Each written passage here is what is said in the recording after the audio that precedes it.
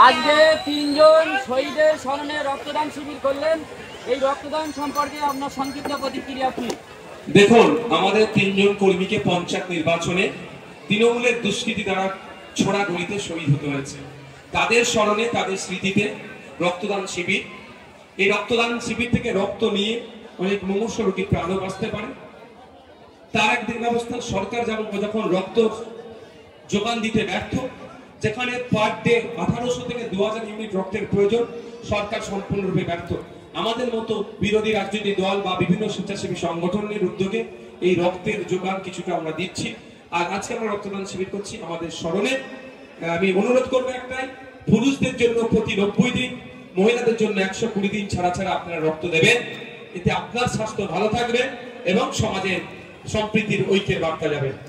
সাম্প্রতিক প্রাক্তন তৃণমূল নেতা, বর্তমান বিজেপি নেতা, ব্যারাকপুরের প্রাক্তন সাংসদ ইসলাম এবং ধর্ষণকে গুলিয়ে ফেলে বিতর্কিত মন্তব্য করেছেন, যা মুসলিম ধর্মাবলম্বীদের ভাবাবেগে ব্যাপকভাবে আঘাত এনেছে।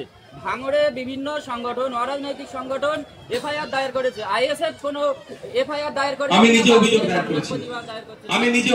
করেছি। আমি নিজে ভাঙড়ের আইএসএফ আলাদা করে করবে কিনা? না, করছে তো, পাটপাটে বিভিন্ন জায়গায় হচ্ছে। তো সমস্যা হচ্ছে, আমি আপনাদের বলি, অভিযোগ হচ্ছে এফআইআর হিসাবে ট্রিট করছে না কেন?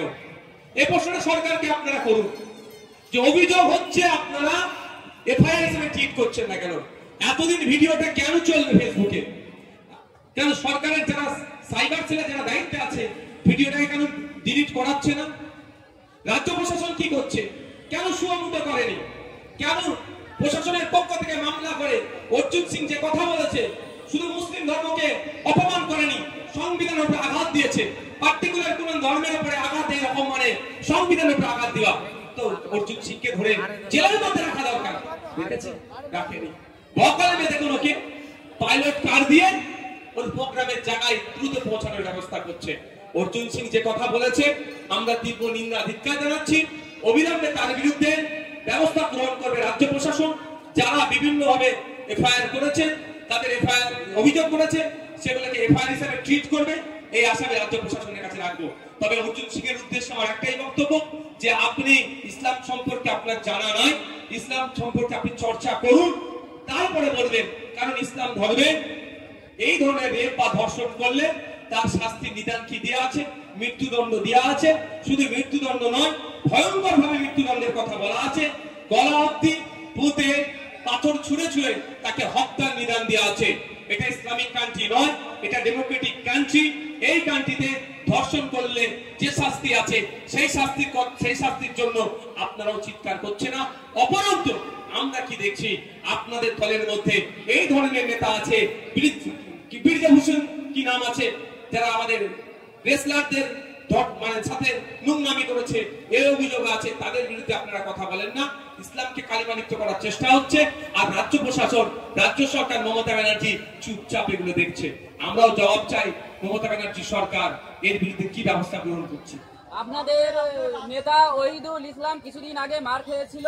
আপনাদের অভিযোগের ছিল শাসক দল তৃণমূলের দিকে, সেখানে আপনারা এফআইআর দায়ের করেছিলেন।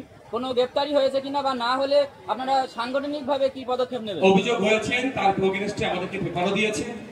আমরা আমাদের রিসেন্ট যে কটা ঘটনা ঘটেছে ওগুলো মার্চ করছি, আমরা আইনের দিকে বলছি।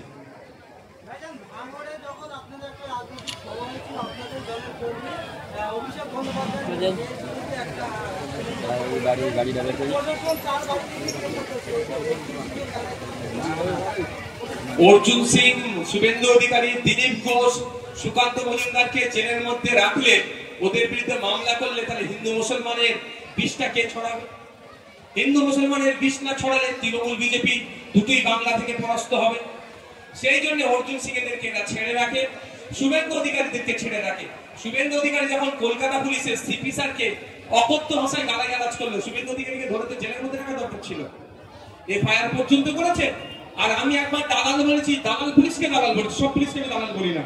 যে দালালি করেছে তাকে দালাল বলেছি। আমার বাড়িতে বারবার নোটিশ আসছে। এই ডিফারেন্সটা আপনাদের বুঝতে হবে।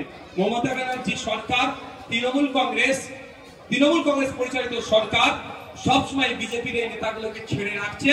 এরা বিষ ছড়াচ্ছে, সমাজকে বিশৃঙ্খলিত করছে। তাই তো